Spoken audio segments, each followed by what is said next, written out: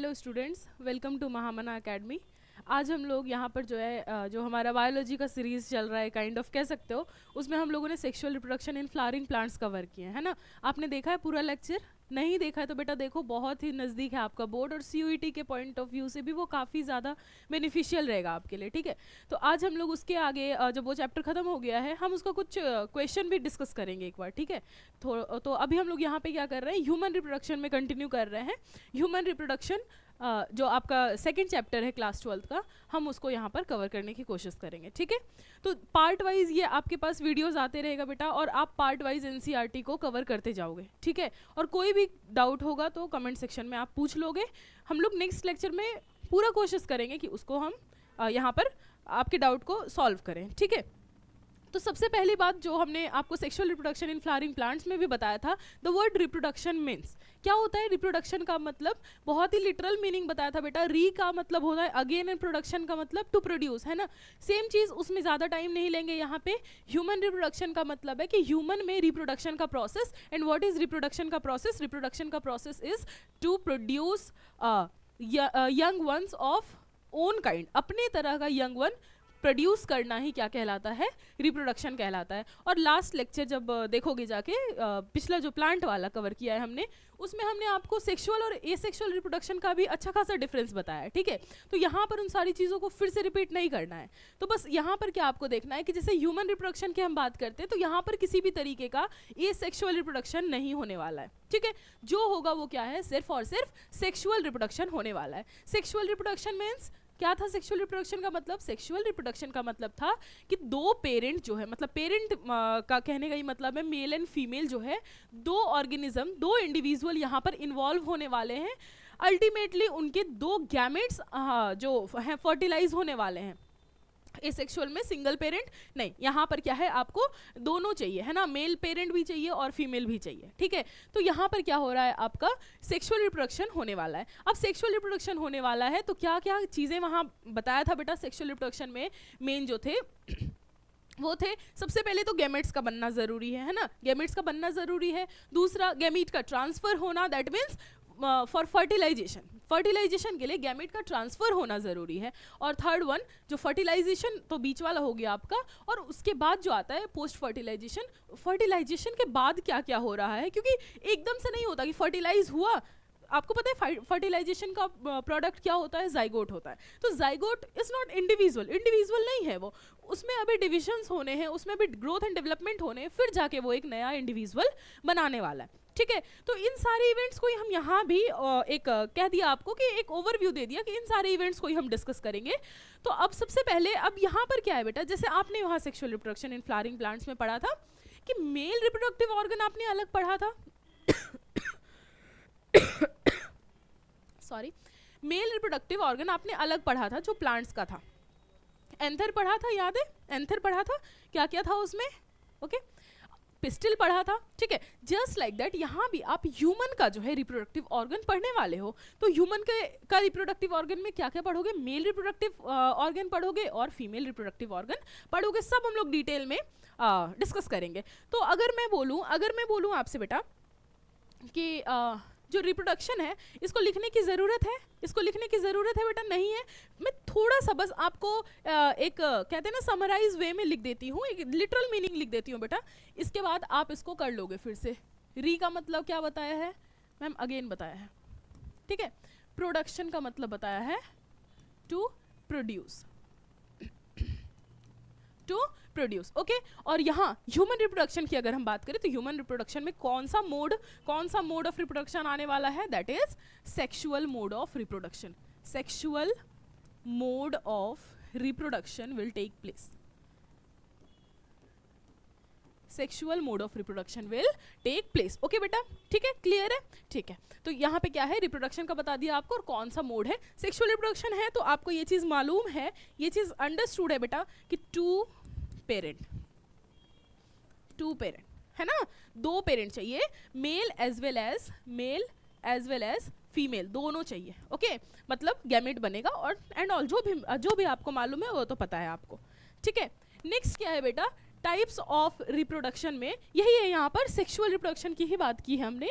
Sexual reproduction के बारे में आई होप कि आपको चीज़ें क्लियर हो चुकी हो, ठीक है। सेक्सुअल रिप्रोडक्शन का जो एक मेन जो की पॉइंट कह सकते हो, या आप कह लो कि जो बहुत ही खास पिक्यूलियर चीज़ जो है जो सेक्सुअल रिप्रोडक्शन में होती है और ये सेक्सुअल में नहीं होती है, that is variation, that is variation. बेटा ये थोड़ा सा हम 10th पे जा रहे हैं आपके लिए, ओके आपके लिए, क्योंकि मुझे पता है कि आप लोग सब भूल चुके होंगे, और क्वेश्चन कई बार आपसे पूछ देता है कि why sexual reproduction is taking place in human, या what is the significance of sexual reproduction, तो आपको पता होना चाहिए दैट इज बेटा वेरिएशन। अब वेरिएशन क्यों ज़रूरी है, वेरिएशन क्यों ज़रूरी है बेटा, अडेप्टेशन के लिए वेरिएशन ज़रूरी है, अडेप्टेशन के लिए वेरिएशन ज़रूरी है, फॉर अडेप्टेशन। और व्हाट इज अडेप्टेशन, या अडेप्टेशन का जो मोड है वो क्या होने वाला है, या अडेप्टेशन को हम बोलते हैं कि अडेप्टेशन कैसे हो रहा है, by the phenomenon that is known as evolution. Day by day चीज़ें इवॉल्व हो रही है, जस्ट इवोल्यूशन क्यों हो रहा है, just to adapt in the particular situation, particular climatic condition and that particular environment, क्योंकि environment is changing day by day, है ना। तो अगर हम अपने आप को नहीं बदलेंगे, अगर हमारे अंदर कोई इवोल्यूशन नहीं होगा, हमारे अंदर कोई अडेप्टेशन नहीं आया उस इन्वायरमेंट में सस्टेन करने का, देन क्या होगा, इन्वायरमेंट और नेचर विल एलिमिनेट अस, है ना। तो ये नहीं कराना है, ये नहीं कराना है कि हम जैसे मिलियन ईयर्स अगो जैसे थे हम वैसे ही अभी भी रहेंगे, नो, तब बेटा सर्वाइवल पॉसिबल नहीं है। तभी हमें क्या चाहिए, दैट इज वेरिएशन। और वेरिएशन कहाँ आएगा, only and only in what, sexual reproduction, जहाँ पर मेल गैमेट बेटा फ्यूज करने वाला है फीमेल गैमेट को, और फ्यूजन से जो बनता है प्रोडक्ट दैट इज जाइगोट, और मेल का जो टाइप है, मान लो मेल का जो कह लो कि मेल के जो कैरेक्टर्स हैं और फीमेल के जो कैरेक्टर्स हैं, जाइगोट का कैरेक्टर कहीं ना कहीं इन बिटवीन होगा, मतलब वो एग्जैक्टली मेल की तरह नहीं होगा, वो एग्जैक्टली फीमेल की तरह नहीं होगा, जाइगोट का कैरेक्टर कहीं ना कहीं दोनों के बीच मिलता जुलता होगा, वो थोड़ा सा रिजेंबलेंस अपने फादर से शो करेगा और थोड़ा सा अपने मदर से शो करेगा, बट इसके पास जो कैरेक्टर्स एक्यूमुलेट होने वाले हैं वो क्या होने वाले हैं, वो इवॉल्व्ड, या आप कह सकते हो कि वेरिड कैरेक्टर यहाँ पर एक्यूमुलेट होने वाले हैं।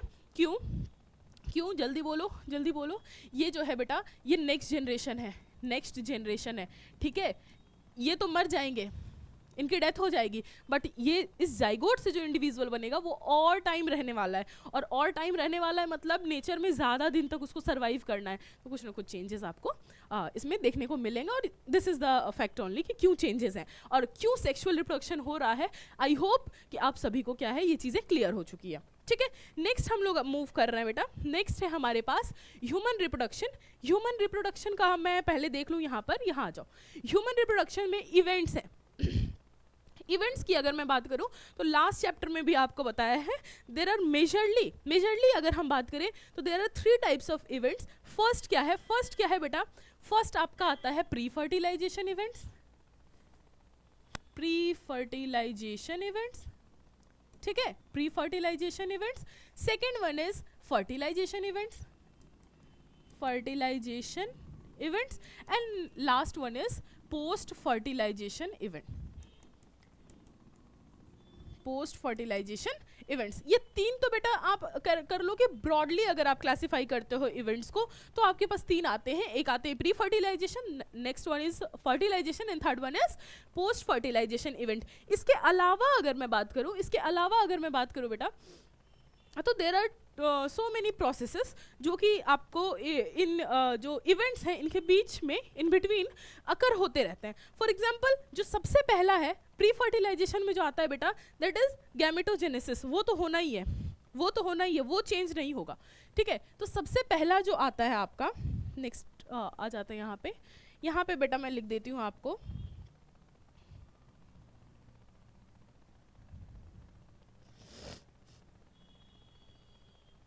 यहाँ पर कर लो आप लोग रिप्रोडक्टिव इवेंट्स, ठीक है, इवेंट्स, यहाँ पर कर लो प्री फर्टिलाइजेशन, यहाँ पर कर लो फर्टिलाइजेशन और यहाँ पर कर लो पोस्ट फर्टिलाइजेशन, ठीक है। ये 3 हो गया आपका, लेकिन इन बिटवीन देम अब देखो यहाँ पे क्या क्या चीज़ें हैं। यहाँ पर है बेटा सबसे फर्स्ट जो होने वाला है दैट इज गैमेटोजेनेसिस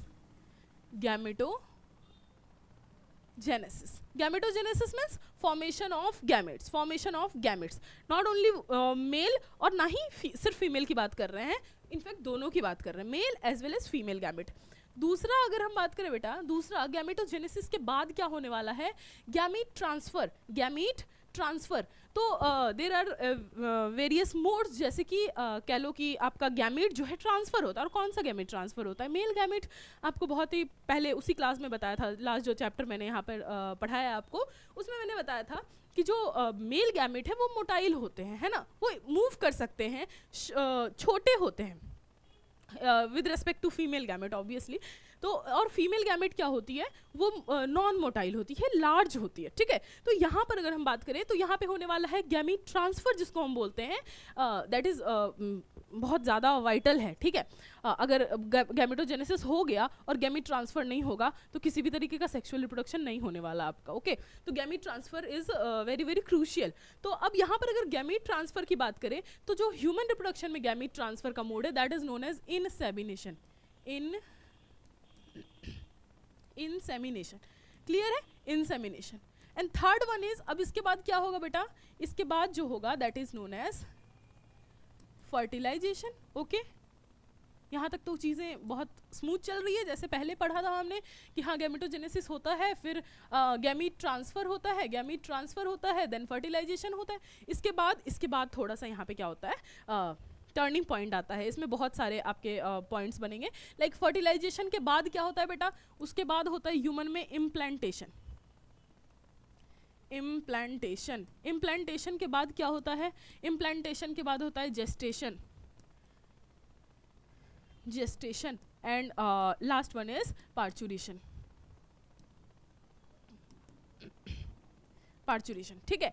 तो इतने आपके स्टेप्स हैं जिसको हम एक एक करके डिस्कस कर लेते हैं। गैमेटोजेनेसिस क्लियर है, इंसेमिनेशन बता दिया, that is process of insemination, process of transferring of gamete from male body to female body, that is known as insemination. Next one is fertilization, again fusion of male and female gamete. Next one is implantation. अब क्या जानते हो कि fertilisation जो है बेटा, fertilisation जो है क्या होता है, ह्यूमन में इंटरनल होता है। Fertilization is internal, sorry, internal fertilization है। अब इंटरनल फर्टिलाइजेशन है तो मतलब कि जो जो फ्यूजन हुआ है मेल एंड फीमेल गैमेट का, वो कहीं ना कहीं with in the female body हुआ है, फीमेल बॉडी के अंदर हुआ है। और ये भी आप जानते हो कि ह्यूमन रिप्रोडक्शन में क्या होता है, जो जाइगोट है वो जब तक एक फुल्ली मैच्योर बेबी ना बन जाए वो मदर के बॉडी के अंदर ही रिसाइड करता है। तो अंदर जब रिसाइड करता है तो उसी के बीच में ये तीनों है। क्या है, इम्प्लांटेशन, मतलब जो बॉडी का इम्प्लांटेशन कह सकते हो, या वो जो जाइगोट है वो इम्ब्रायो है, जो 4 sailed 8 sailed embryo 16 sailed embryo है, उनका मदर बॉडी के अंदर रिसाइड करना, और या कह सकते हो कि उनका मदर बॉडी के अंदर इम्प्लांट हो जाना, ठीक है, मदर बॉडी के अंदर इम्प्लांट हो जाना, इनकॉर्पोरेट हो जाना। इस तरीके से इनकॉर्पोरेट होता है ना मदर बॉडी के साथ फीटल बॉडी, कि वो लगता है दोनों एक ही बॉडी है ना, दोनों एक ही बॉडी है, मतलब उनके साथ attachment banana, that is implantation. Gestation, gestation क्या है, जो जाइगोट से, ओके, या कह लो इम्प्लांटेशन से लेके बेटा पार्चुरेशन, पार्चुरेशन मतलब डिलीवरी, जब तक बेबी मदर के बॉडी से आउट ऑफ द बॉडी ना आ जाता हो, उस बीच का जो प्रोसेस है that is known as gestation. And इसी के साथ हम लोग एक जेस्टेशन पीरियड वर्ड डालेंगे, पीरियड, दैट टाइम पीरियड जिसके अंदर की वो टाइम पीरियड जिसके अंदर बेबी कहाँ है, या जो यंग वंस है, या जो इम्ब्रायो है वो कहाँ है, मदर बॉडी के अंदर है, that is known as gestation period, clear है। And last one is parturition, it is nothing but delivery of baby या फीटस, बेबी कर दो या फीटस कर दो, क्योंकि बेटा जब फीटस बाहर आ जाता है ना तब हम उसको बेबी बोलते हैं, ठीक है।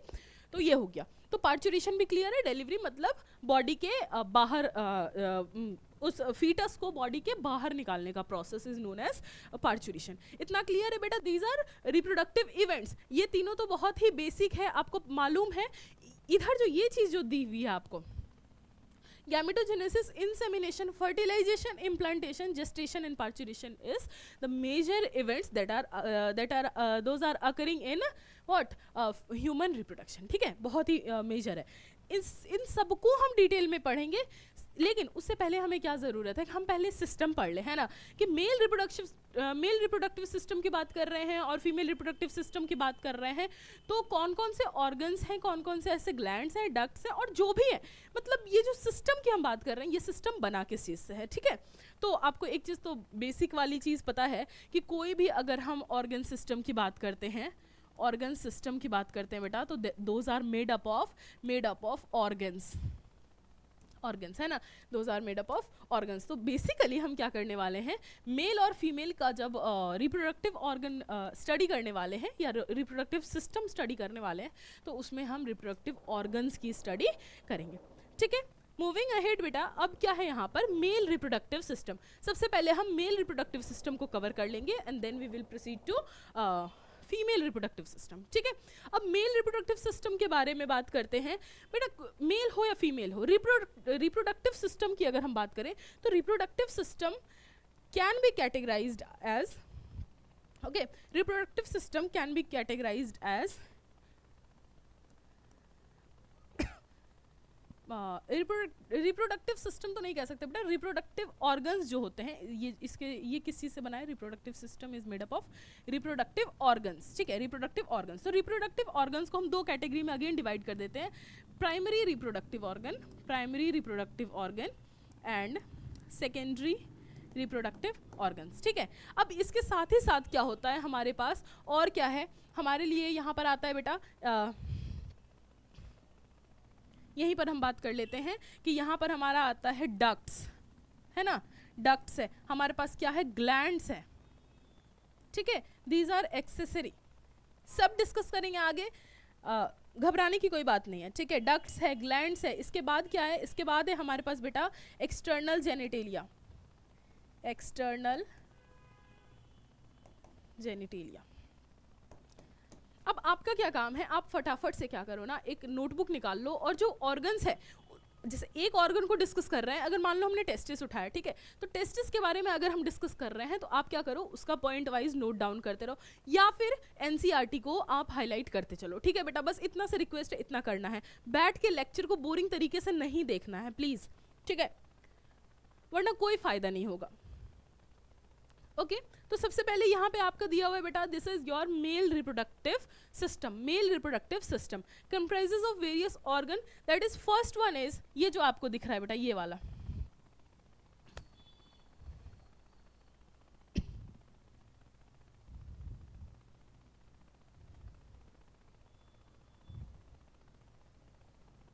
ओके, ये जो है बेटा, this organ is known as testis, ये क्या है, टेस्टिस है। टेस्टिस को ही हम क्या बोलते हैं, मेल रिप्रोडक्टिव का सिस्टम का प्राइमरी रिप्रोडक्टिव ऑर्गन बोलते हैं। क्यों बोलते हैं अभी हम लोग आगे डिस्कस करेंगे, अभी बस ये जानो कि टेस्टिस को हम क्या बोलते हैं, प्राइमरी रिप्रोडक्टिव ऑर्गन बोलते हैं इन मेल्स, ओके। अब बेटा प्राइमरी रिप्रोडक्टिव ऑर्गन बोलते हैं तो मतलब यहाँ पर कोई ना कोई ऐसी चीज़ हो रही होगी ना जो दूसरे ऑर्गन में, या जो एक्सेसरी डक्ट या एक्सेसरी ग्लैंड हम बात कर रहे हैं उससे ज़्यादा मेजर रोल प्ले कर रहा है। तो क्या रोल प्ले कर रहा है बेटा, प्रोड्यूसिंग गैमेट्स, ठीक है। ये क्या कर रहा है, गैमेट का फॉर्मेशन कर रहा है, कौन सा गैमेट, ऑब्वियसली मेल गैमेट, ठीक है। इसके बाद हम लोग आ जाते हैं, इसके बाद बेटा ये सबसे ऊपर देख लो, ये क्या है, ये तो बेटा आपके रिप्रोडक्टिव सिस्टम का पार्ट ही नहीं है, पर यहाँ पर मेंशन किया हुआ है तो हम इसको लेबल कर रहे हैं, दिस इज यूरिनरी ब्लैडर। अब देखो क्या होता है ना, मेल रिप्रोडक्टिव सिस्टम और जो मेल का जो एक्सक्रीटरी सिस्टम है वो बहुत ही एडजेसेंट होता है एक दूसरे के, ठीक है। तो यहाँ पे आपको कई बार ना इसमें दिखाई देगा कि दोनों कॉर्पोरेटेड वे में काम कर रहे हैं, एक साथ मिलके भी काम कर रहे हैं। कुछ ऑर्गन्स एक्सक्रीटरी सिस्टम के हैं जो रिप्रोडक्टिव सिस्टम में क्या कर रहे हैं, एसोसिएट करके उसके रिप्रोडक्टिव सिस्टम के फंक्शनिंग को इन्हांस कर रहे हैं। तो ये सब हम लोग देखेंगे, इसलिए यहाँ पर ये पिक्चर है, और ये पिक्चर बेसिकली आपका एनसीईआरटी से लिया हुआ है, तो नो डाउट आपको एक एक ऑर्गन लेबलिंग पता होना चाहिए बेटा। इसके बाद आ जाओ, यहाँ पर क्या है, ये बता दिया बेटा टेस्टिस है। इसके बाद ये जो पाउच है बेटा, ये वाला पाउच जिसके अंदर टेस्टिस रिसाइड किया हुआ है, this is known as scrotum. This is known as scrotum. कुछ नहीं है, thin muscular pouch like structure है, सैक लाइक स्ट्रक्चर है, जिसके अंदर टेस्टिकुलर बॉडी क्या है, रिसाइड किया हुआ है, इनसाइड प्रेजेंट है, ठीक है। इसके बाद अगर हम बात करें तो ये जो है बेटा यहाँ पे दिखाया जा रहा है, this is testicular lobules, these are testicular lobules. अब टेस्टिकुलर लोब्यूल्स के अंदर हमें क्या मिलता है, हमें क्या मिलता है, एक डक्टस ऑर्गन मिलता है, या कह लो कि डक्ट लाइक ऑर्गन मिलता है, that is known as seminiferous tubule, ठीक है, सेमिनिफेरस ट्यूब्यूल। इसके बाद दिखाया गया है बेटा, यहाँ पर देख लो, यहाँ पर, ठीक है, यहाँ पर एक नेट लाइक स्ट्रक्चर दिखाया गया है, that is known as rete testis, okay. ये जो आपका दिखाया गया है, हाँ, ये वाला जो दिखाया गया बेटा, दिस इज वास एफरेंशिया, ठीक है। एफरेंशिया या एफरेंट वर्ड कहीं भी आता है तो क्या समझ में आता है, एग्जिट का वर्ड समझ आता है, ठीक है। तो दिस इज योर वास एफरेंशिया, ठीक है।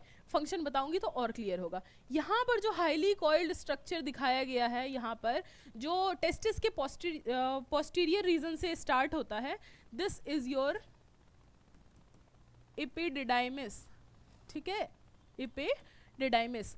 अब एपिडिडाइमिस जो ये टेल तक आ गया है ना, एपिडिडाइमिस को फर्दर बेटा 3 पार्ट में डिवाइड करते हैं, हेड वाला region, head of epididymis, then body of epididymis, and last region is caudal epididymis, that is tail of epididymis, ठीक है। तो टेल रीजन के बाद अब क्या हो रहा है, ट्यूब थोड़ा थिकेंड हो जा रहा है, टेल के बाद क्या हो रहा है, ट्यूब थोड़ा थिक हो जा रहा है, और ये वाला जो आपको दिखाई दे रहा है, this is known as vas deferens, clear है, वास डेफरेंस। इसके बाद आ जाओ बेटा, अब वास डिफरेंस का एक चीज देख रहे हो कि ये तुम्हारा यूरिनरी ब्लैडर है, इतना बड़ा कुछ यूरिनरी ब्लैडर तुम्हारा रहा होगा, ठीक है। यहाँ पर यूरिनरी ब्लैडर है, और वास डिफरेंस क्या, this is your vas deferens क्या कर रहा है, यूरिनरी ब्लैडर को लूप कर रहा है, मतलब कह लो कि उसके ऊपर कह लो कि एक लूप का फॉर्मेशन कर रहा है, वास डिफरेंस, ठीक है। तो ये तुम्हारा वास डिफरेंस है। अब ये जो लीफ लाइक स्ट्रक्चर है, this is your gland named as seminal vesicle, ठीक है, सेमाइनल वेसिकल, क्लियर है बेटा। अब यहाँ पर एक और ग्लैंड आ गया है ना, एक और ग्लैंड आ गया, this is your prostate gland,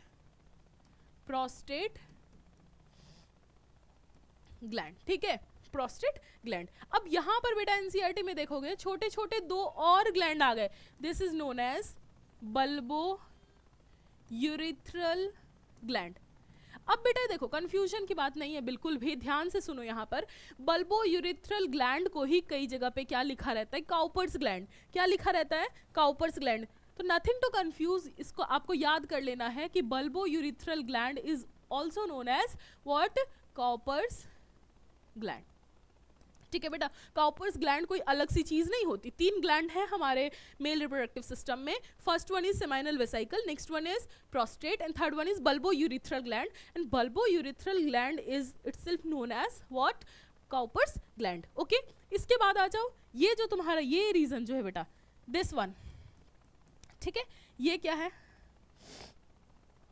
अगर हम बात करें तो ये बेटा आपका यूरिथ्रा, ये क्या है, यूरिथ्रा है, ठीक है। अब यूरिथ्रा क्या था, यूरिथ्रा तो यूरिनरी ब्लैडर में था मैम, एक्सक्रीटरी ऑर्गन में सिस्टम में था, बिल्कुल बेटा, एक्सक्रीटरी सिस्टम में ही हम यूरिथ्रा को पढ़ते हैं। लेकिन यूरिथ्रा अब क्या करें, मैंने क्या बोला कि एक्सक्रीटरी सिस्टम के भी कुछ ऑर्गन्स क्या करते हैं, आपके रिप्रोडक्टिव सिस्टम के साथ एसोसिएट होके इनके फंक्शन को इन्हांस करते हैं, ठीक है, या इनके फंक्शनिंग को और कह लो कि अपग्रेड करते हैं। तो यहाँ पर क्या, ये जो यूरिथ्रा है, this serves as common pathway for urine as well as sperm. क्या है, यूरिथ्रा क्या कर रहा है बेटा, serving as common pathway for urine as well as semen और स्पर्म, ठीक है। तो इसलिए हम यूरिथ्रा को भी क्या कर रहे हैं, रिप्रोडक्टिव सिस्टम के अंदर रखें, ठीक है, because this is common opening. अब जो ये पिंक वाले स्ट्रक्चर्स दिख रहे हैं बेटा, this is your penis, okay, penis. अब इसके बाद जो ये ये जो एक तुम्हें एक जो ये बल्ज स्ट्रक्चर दिख रहा है, एनलार्ज स्ट्रक्चर दिख रहा है, this is known as glans penis, glans penis. इसके बाद आ जाओ, अब जो ये पेनिस है और ग्लांस पेनिस है बेटा, अगर आपको यहाँ पे थोड़ा दिखाई दे रहा हो तो यहाँ पर दिख रहा है बेटा कि ये एक स्किन के फोल्ड से क्या है, कवर्ड है। स्किन के फोल्ड से क्या है बेटा, ये देख रहे हो, ये देख रहे हो ये चीज़ जो ड्रॉ कर रही हूँ मैं, ठीक है। तो ये अप टू ग्लैंस पेनिस क्या है, कवर्ड है, और ओपनिंग जहाँ पर है, यूरिथ्रल ओपनिंग जहाँ पर है, वहाँ पर ये जो स्किन है, मस्कुलर फ्लैप है, ये प्रेजेंट नहीं है। तो ये जो स्किन प्रेजेंट है आपके up to glans penis, penis से स्टार्ट होता है और ग्लैंस पेनिस तक प्रेजेंट है, this is known as foreskin, this is known as foreskin, ठीक है बेटा। तो यहाँ पर मैंने सारी चीज़ों को लेबल कर दिया है, एक बार देख लो। सबसे पहले क्या है आपका, अच्छा एक चीज़ यहाँ पर रह गई, यहाँ पर देख लो, ये वाला जो ये आपको लेवेंडर कलर का ट्यूब दिख रहा है, ये क्या है बेटा, ये आपका अगेन एक्सक्रीटरी सिस्टम का यूरेटर है, यूरेटर है। यूरेटर क्या करता है, यूरेटर बताओ क्या करता है, चलो ये यूरेटर है, दिख गया आपको। यहाँ क्या है, ये आपका यूरिनरी ब्लैडर है। इसके बाद ये वाला जो रीजन है बेटा, ये क्या है, यूरिथ्रा है, दैट इज कॉमन ओपनिंग है for urine as well as male gametes, ठीक है। इसके बाद आ जाओ थोड़ा क्या है रिप्रोडक्टिव सिस्टम पे, दिस इज टेस्टिस। टेस्टिस जिस पाउच के अंदर, सैक के अंदर इनक्लोज्ड है, that is known as scrotum. Scrotum के बाद आ जाओ बेटा यहाँ पर, ये जो है यहाँ पर दिखाया गया मल्टीपल लोब्स, ये लोब्स क्या कहलाता है, टेस्टिकुलर लोब्यूल्स कहला रहा है। टेस्टिकुलर लोब्यूल्स के अंदर क्या है, ट्यूबुलर स्ट्रक्चर है, डक्ट स्ट्रक्चर है, that is known as seminiferous tubule. अब क्या है यहाँ पर आ जाओ, अब ये जो सेमिनिफेरस ट्यूब्यूल है जब टेस्टिस को एग्जिट करते हैं तो एक नेट लाइक स्ट्रक्चर बनाते हैं, that is known as rete testis. Rete testis के बाद आ जाओ यहाँ पर थोड़ा सा क्या हो जा रहा है, ट्यूब आपका थिकेंड हो जा रहा है और कह लो कि कंप्लीटली टेस्टिस को लीव कर चुका है अलॉन्ग विद गैमेट, तो ये इसको हम बोलते हैं वास एफेरेंशिया। इसके बाद आ जाओ बेटा जो कि ये ट्यूबुलर स्ट्रक्चर है, बट क्या किया हुआ है, टेस्टिस के पोस्टीरियर रीजन, ये पोस्टीरियर रीजन, ये एंटीरियर रीजन है, पोस्टीरियर रीजन से स्टार्ट होते हुए टेस्टिस को कंप्लीटली कवर करता हुआ क्या हो रहा है आपका, एक हाईली कॉइल ट्यूबुलर स्ट्रक्चर है, दैट इज नोन एज इपिडिडाइमिस। अब इपिडिडाइमिस क्या हो रहा है, थोड़ा सा और थिकेंड हो गया है और कह लो कि आपके स्क्रॉटल सैक से कंप्लीटली बाहर आके एब्डोमेन के अंदर जा चुका है और उसको हम बोलते हैं vas deferens. Vas deferens then meets with seminal vesicle, ठीक है। अब सेमाइनल वेसिकल के बाद आता है बेटा प्रोस्टेट ग्लैंड। प्रोस्टेट ग्लैंड और सेमाइनल वेसिकल दोनों क्या है, पेयर्ड स्ट्रक्चर है। बल्बोयूरिथ्रल ग्लैंड भी क्या है, पेयर्ड स्ट्रक्चर है, ठीक है। Bulbourethral gland is also known as Cowper's gland. Again urethra पढ़ लिया आपने, that is a muscular hard structure है, that is known as penis. और पेनिस के बाद जो नीचे एनलार्ज स्ट्रक्चर है, that is known as glans penis. और पेनिस और ग्लैंस पेनिस एक मस्क्यूलर कह लो कि स्किन लाइक स्ट्रक्चर से कवर्ड है, that is known as foreskin. यहाँ तक कोई प्रॉब्लम है बेटा? अभी हम लोग एक एक चीज डिस्कस करेंगे कि किसका क्या फंक्शन है, ठीक है। घबराने की बात नहीं है, एक एक चीज डिस्कस करेंगे। यहाँ तक कोई प्रॉब्लम है आपको? नहीं, ओके तो ठीक है बेटा, थैंक यू। इसके बाद हम लोग नेक्स्ट लेक्चर में आगे कंटिन्यू करेंगे।